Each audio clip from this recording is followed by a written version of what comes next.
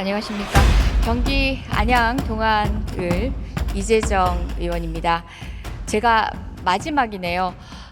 진행되고 있는 모든 내용들을 지켜보면서 찹찹한 마음입니다. 준비한 내용들, 정책적 질의들 많지만 마지막 순서에 저는 무슨 이야기를 해야 되나 고민을 해봤습니다. 의원님들이 미처 질의하시지 못한 내용, 장관들의 부적절한 내용을 지적하고 들어야 할 내용들을 다시 물어볼 것인가 라고 생각하다가 저는 그런 얘기를 하고 싶습니다. 차분하게 여기 계신 국무위원들 총리님을 포함해서 오늘 집에 돌아가셔서 떠오르며 고민하게 만드는 얘기를 전해볼까 합니다. 그게 국민께서 던져드리는 고민일 것 같습니다.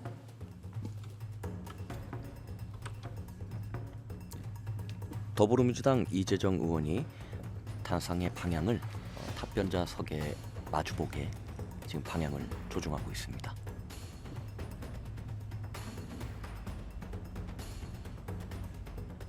현 질문자는 더불어민주당 이재정 의원입니다.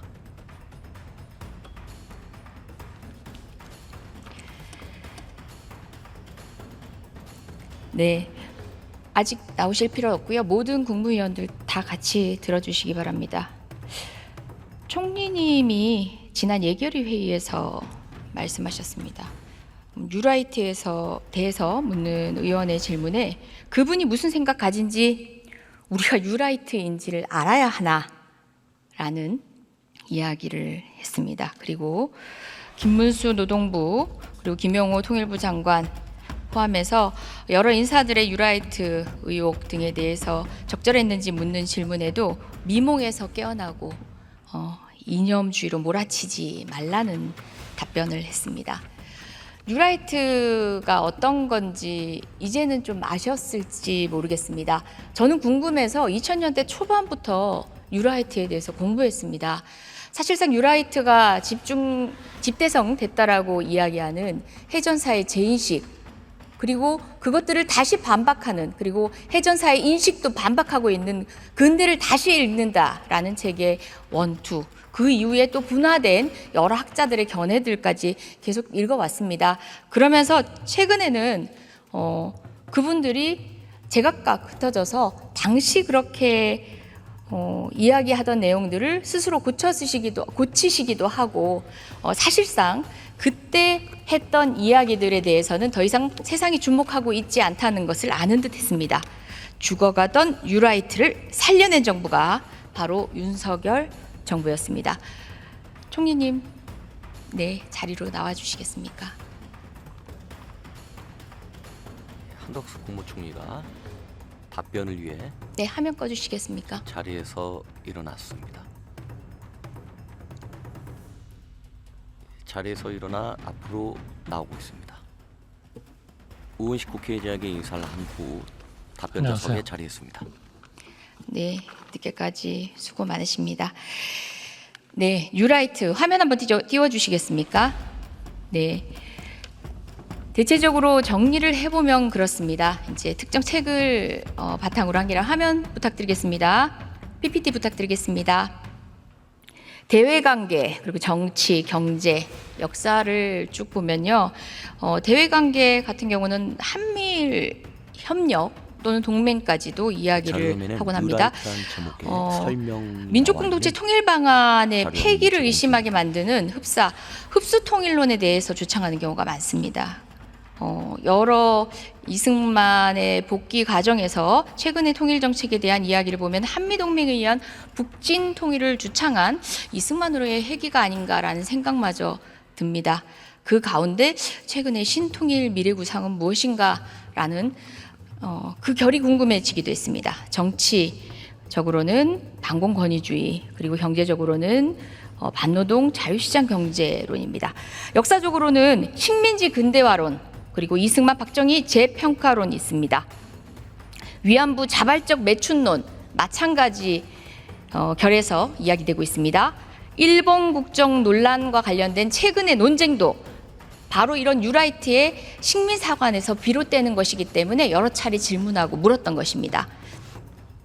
위안부 강제동원 그리고 또 강제동원 노동자의 강제성을 부인하는 부분, 바로 그 부분도 식민지 근대화론에 근거한 역사인식의 유라이트의 일관성이 있었기 때문에 그 부분에 대한 것을 물어보고 있었던 겁니다. 유라이트인지 아닌지를 검증하고자 하는 것들이 아니라 일련의 역사인식에 대한 우려를 제가 아까 정리한 것만으로도 있으셨을 텐데요. 그 가운데 이런 답변을 통해서 우려가 제기됐던 김영석 독립기념관장, 김문수 노동부 장관, 그리고 최근에 사도광산 등 강제성을 부인하기 위한 그 단어 하나에 왜 모두가 집중하고 있었는지가 바로 이런 연유 때문입니다. 지금은 설명드리는 거고요. 질의하겠습니다. 네, 강제노동 전시 없는 알가와 향토박물관에서 여러 의원님들이 지적하신 것도 바로 한 괴입니다. 일련의 뉴라이트가 단순한 이념 논쟁이 아니라 그것이 정부의 국방정책, 외교정책, 그리고 여러 가지 정책들의 곳곳에 방향타가 되고 있기 때문에 그 점을 지적하는 바입니다. 자, 총리님, 최근에 통일부가 북한 인권 증진과 관련해서 굉장히 많이 주목하고 있어요. 심지어 저희가 결산 심사를 했더니 예산을 전용해서까지 정말 통일부인지 북한 인권 중요합니다. 그런데 통일부인지 북한 인권 증진만을 위한 부처인지 헷갈릴 정도인데요. 그러면서 통일부가 하는 얘기는 시민적, 정치적 권리, 경제적, 사회적 권리, 문화적 권리 측면에서 북한 주민이 처한 인권 실태 전반이 문제가 있다라고 지적을 합니다. PPT 보여주시겠습니까?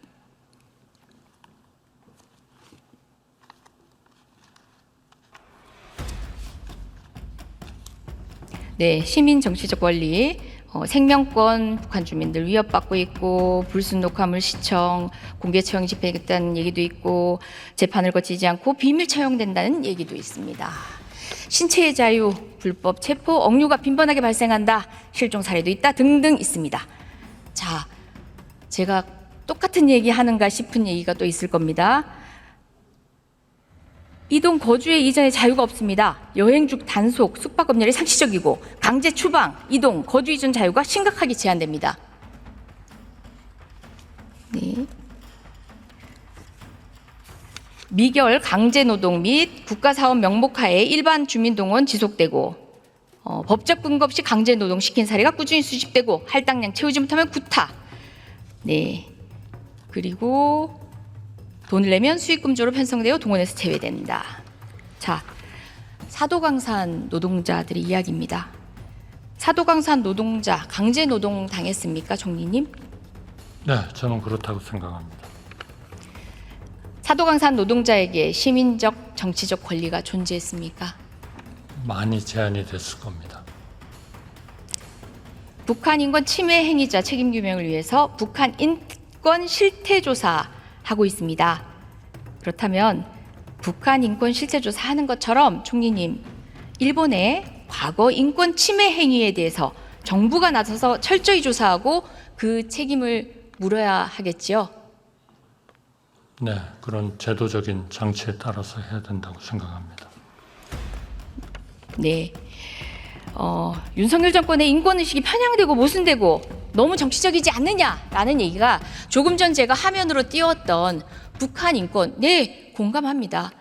그런데 사도광산 문제나 일본에 의해서 자행된 인권 침해 사례에 대해서는 묵묵부답인 채로이기 때문에 왜 일본에게만 그토록 간대하냐면서 시민이 하시는 말씀이었습니다. 네, 그러면은 국제규범에 걸맞는 저희가 책임감을 가지고 관련된 내용 정부가 더 적극적으로 나서서 조사하실 것이지요. 계속 문제 제기하고 논의를 해야 된다고 생각합니다. 문제제기 논의가 아니라 지금 북한 인권에 대해서 증진을 하기 위해서 여러 가지 증거를 모으고 노력하시는 그 절반이라도 부탁드리겠습니다. 총리님. 네, 북한의 인권 문제는 정말 현재 일어나고 있는 심각한 정말 문제입니다.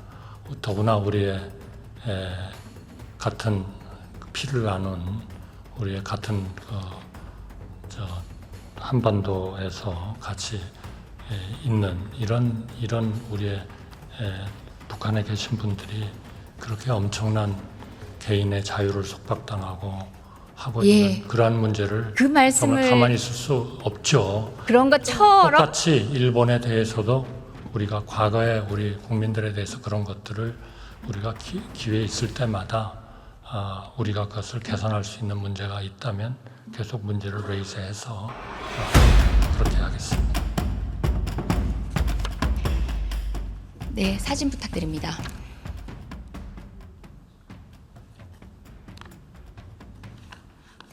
네, 이 내용 아십니까? 이 사진 보신 적 있습니까? 위안부 네, 박영심 할머니입니다. 중국 난징 리지상 유적에는 박영심 할머니의 동상이 있습니다. PPT 계속 이어서 보여주십시오. 네, 이렇게 있습니다. 자, 동영상인데요. 제가 시간을 많이 너무 늘렸나 봅니다. 충분히 다 보여드릴 수 없는데 저 할머니 눈물 흘리고 계십니다. 앞에 있으면 가슴이 미어집니다. 저 눈물 계속 닦아드려야 할 것 같고 제가 손을 놓치는 순간 혼자 눈물을 흘려야 하는 할머니가 너무 가슴 아팠습니다. 지난 주말 위안부 할머니 또 돌아가셨습니다. 이제 남아 계신 분 8분 밖에 없습니다. 그분들의 눈물을 닦아드리기 위한 노력 시민들은 계속하고 있습니다. 정부가 부응하지 못한다는 생각입니다. 자, 저는 그냥 친일 얘기하고 싶지 않습니다. 사실 일본에 대해서 우리가 정말 연대하고 소통해왔던 수많은 분들이 있습니다. 사진 띄워주십시오. 이분 누구신지 아십니까? 글쎄요, 제가 잘 모르겠습니다. 후세 다스치라고 하면 누군지 아시겠습니까? 위안부 할머니들을 많이 도운 분이겠죠? 그렇습니까? 저 짐작으로 때려 맞히시기 한 것 같은데요. 예, 일본 분 중에 일본 변호사 후세 다스치는 그런 좋은 분들이 28 있지 않습니까? 독립선언, 그리고 박열 가네코 후미코 부부를 변호하기도 했고 의열달 변호하기도 했고 또 일본의 민변이라고 알려진 그 자유법조단을 창설해서 우리 독립군들을 많이 도와주신 분입니다. 그래서 우리 노무현 대통령 당시에 일본인 최초로 건국훈장, 애족장 수여받았습니다. 전 친일하고 싶습니다.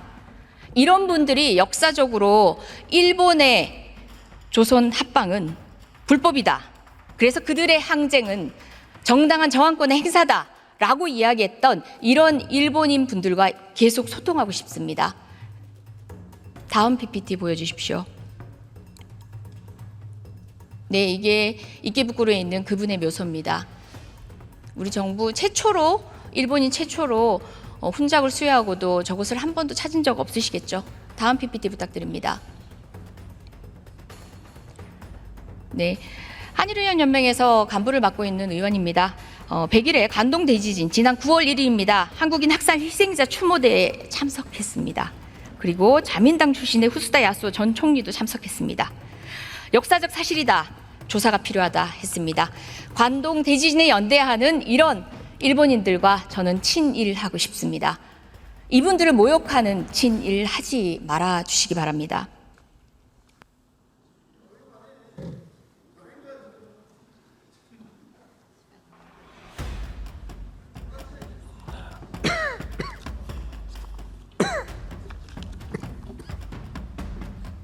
한덕수 국무총리가 발언을 마치고 자리로 돌아갑니다. 자, 여기서부터 잠시만 주목해 주시기 바랍니다. 제가 구독자분들을 위해서 깜짝 선물을 하나 준비했습니다.